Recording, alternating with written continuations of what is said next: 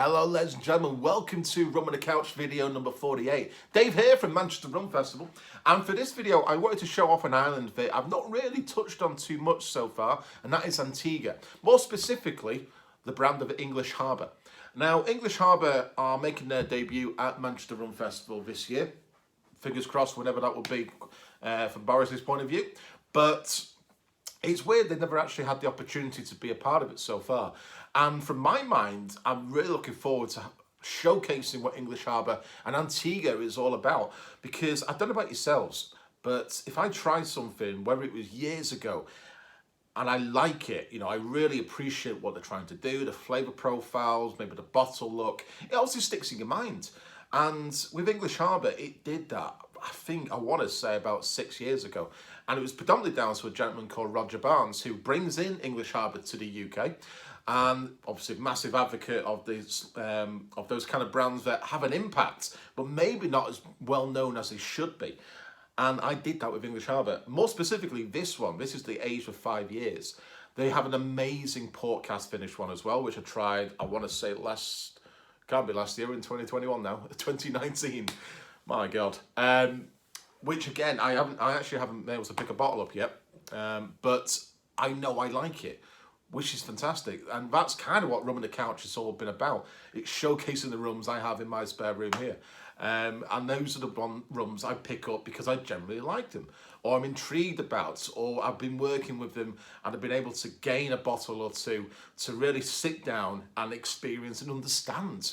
And then obviously in this case, what Antigua. I know it's not the biggest country in the Caribbean, it's not the biggest island, it's not the biggest output of rum. However, English Harbour, in my mind, has an impact on me. And I thought, let's give it a go for Rum on the Couch. So, for transparency, let's read the bottle. Let's see what we can potentially look out for here. So, like I say, English Harbour, aged for 5 years, Antigua rum, matured in small oaken barrels. It's 40% ABV. Produced by the Antigua distillery in Antigua, of course, in the West Indies. Pretty much all. Fine Caribbean rum distilled in copper stills. What have we got on the back label here? So, apparently Antigua rums have been produced on the island close to 350 years. Quite a long time then. Obviously sugar. So what have we got here?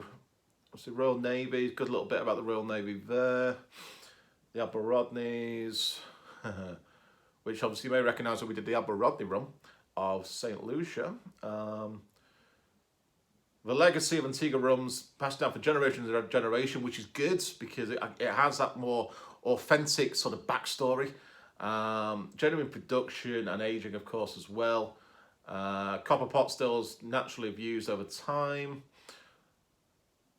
They use small oaken barrels that they say cannot be surpassed for taste, which is good because it means they actually understand what barrels can do. Well, fingers crossed, let's of course give it a go. Tradition at its best. So, like I say, I remember having this for the first time with Roger, and it gave me a really good understanding what Antigua can do. And I can't get this open. Come on. No. Ah, come on. It's always a bit awkward, isn't it? Let's do a bit of the Hulk. So, classic looking bottle. 40% ABV. I've got myself my Glencairn glass. Now, the first thing that comes to my mind, I suppose it is only 5 years, but the colour, the lack of, perhaps, which is both good because it means it's not been doctored, it's not been heavily coloured for that expectation of a 5-year-old. So it's not a bad little golden colour there. I don't know if you can see it well. First thing that comes to my mind is very, very light. Bit of more butter, slight butterscotch. Bit of vanilla, but very, very thin. Nothing too rich, nothing too overwhelming either. There's a slight honeycomb, that's the word I want to use. Sort of real fresh honeycomb element to this. It's a beautifully inviting nose. And to me, we know it's 5 years, so in my mind, pardon me, in a lot of other people's minds, I would imagine thinking this would be a great one to to use in cocktails, maybe even a mixer. I think this with coconut water will work really, really well. But I actually just kind of want to sip it.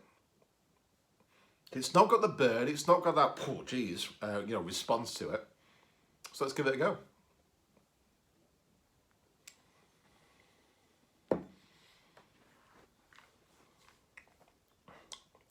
Very, oh hello, right at the back of my throat, got caught with that honeycomb. Very easy to get onto your palate. It's not too dry, real side of your mouth, oiliness towards it. Definitely got some butter elements to this one. It's actually quite oily. It's a real smooth, velvety sort of wave of flavour profile heading over to your senses.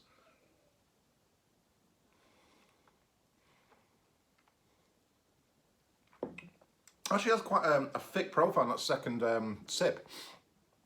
I don't pick up too much on the flavours in regards to what I picked up on the nose. I get a little bit more tobacco, a little bit more dryness. So like the impact of the wood is actually making more of an impact on the palate compared to the nose.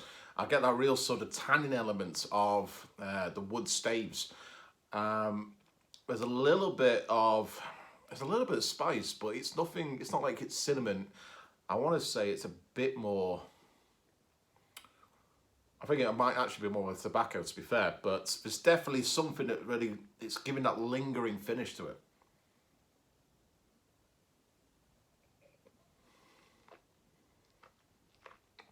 That's a good rum.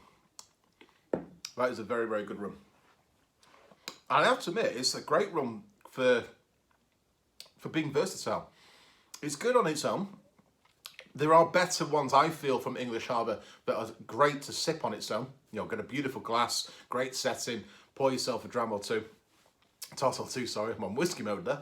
And you've got yourself a great one. The port cask finish I recommended would tick that box perfectly. But this, I mean, in a cocktail would be absolutely fantastic. I know a good friend of mine, Jonathan, works for English Harbour, and I'm sure he's come up with many a fantastic serve.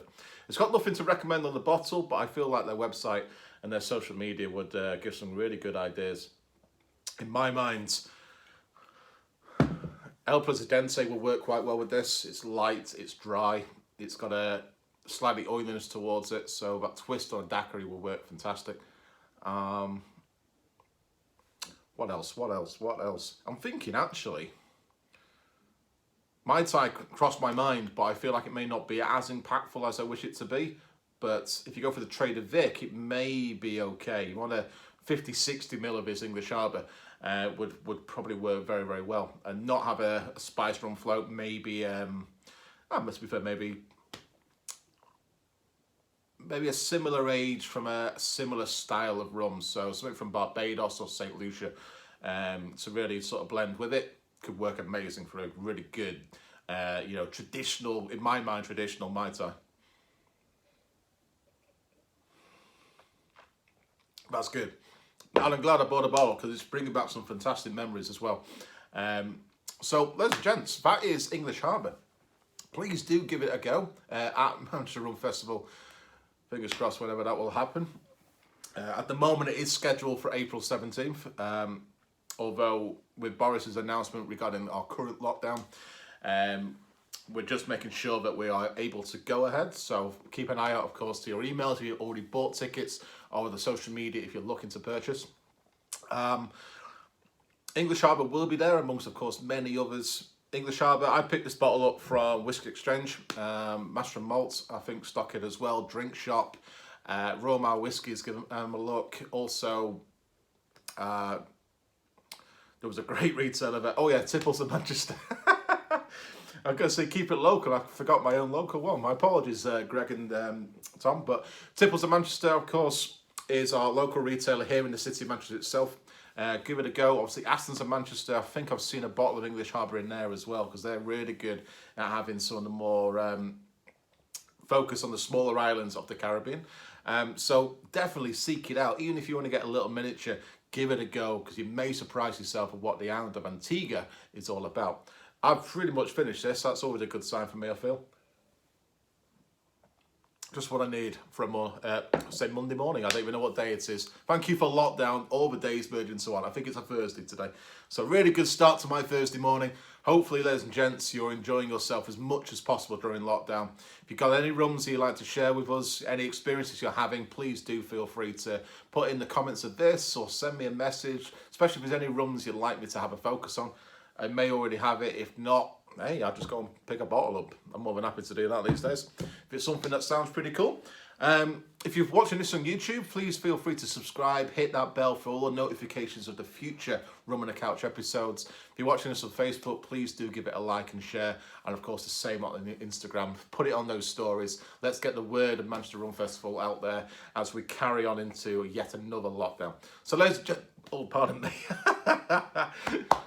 English Harbour's going down well. Ladies and gents, hopefully you've enjoyed yourselves here. Hopefully it's given you a bit of an idea of English Harbour, and I will see you all on the other side. Thank you.